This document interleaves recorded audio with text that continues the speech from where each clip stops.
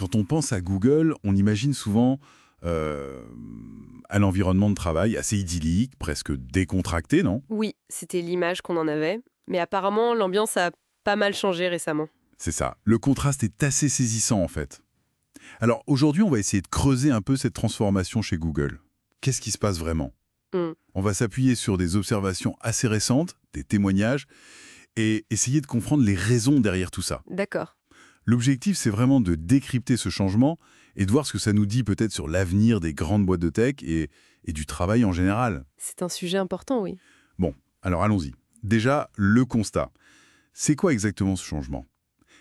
Apparemment, il y a encore peu de temps, disons entre 2019 et 2022, on parlait d'une ambiance Disneyland. Ah oui, l'expression revient souvent. C'est ça.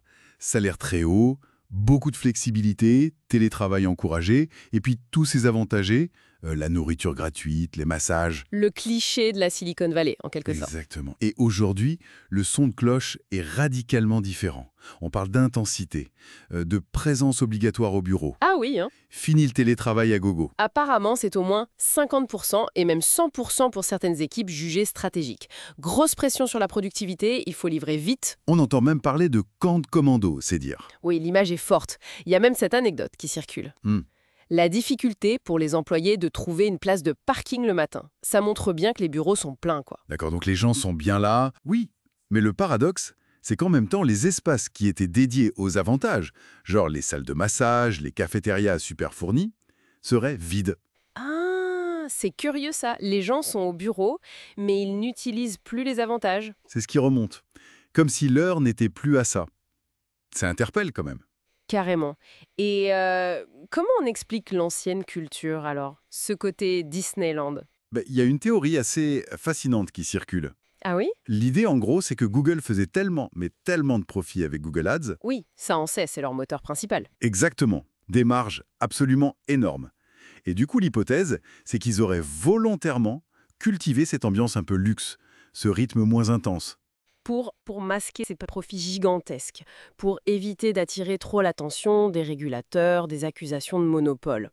Une sorte de camouflage doré, si on veut. D'accord, c'est assez malin comme idée si c'est vrai. Mais alors, pourquoi ce virage à 180 degrés maintenant?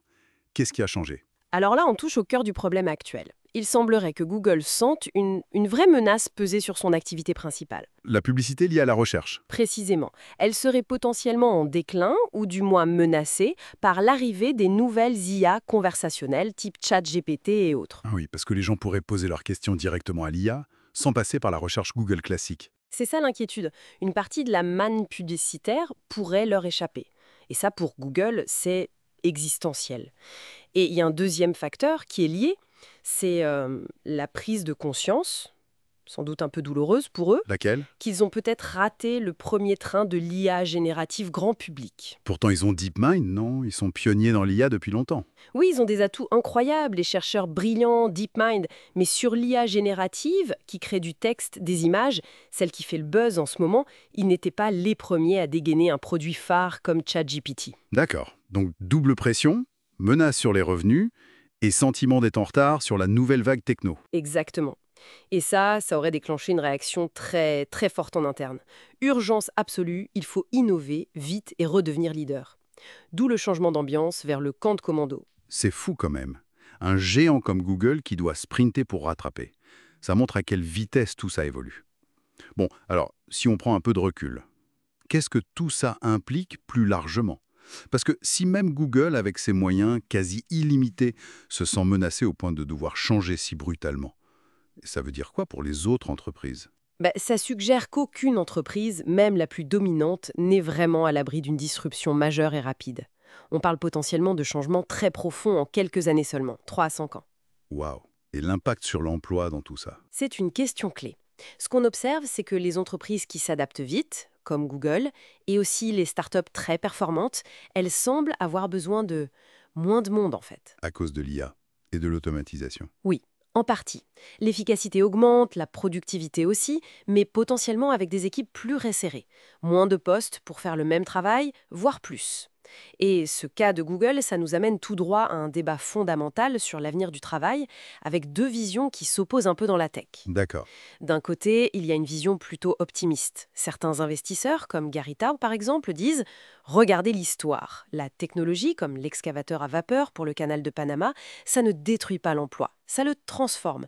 Ça nous permet de faire des choses plus grandes, plus ambitieuses. Ça crée de nouvelles tâches.» L'idée que la productivité augmente, mais que l'emploi se maintient globalement en changeant de nature. Voilà. Mais il y a une autre vision plus prudente, voire pessimiste, Portée par qui, par exemple? par des penseurs comme Paul Graham par exemple. Il suggère que l'IA actuelle pourrait être différente des technologies précédentes. Différente comment? Pas juste un outil qui augmente nos capacités, mais une force qui pourrait réellement remplacer le travail humain dans de nombreux domaines. Ah oui? Et là, la conséquence, c'est une baisse structurelle de l'emploi. Certains chiffres qui circulent font froid dans le dos. 10%, 30%, voire 50% des emplois actuels qui pourraient disparaître à terme. C'est énorme. Donc deux futurs assez contrastés qui se dessinent.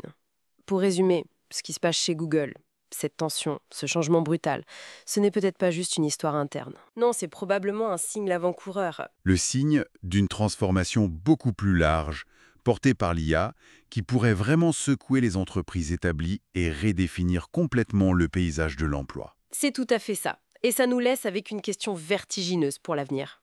Laquelle? Si l'IA prend effectivement en charge de plus en plus de tâches qu'on considère aujourd'hui comme du travail, qu'est-ce qui va rester?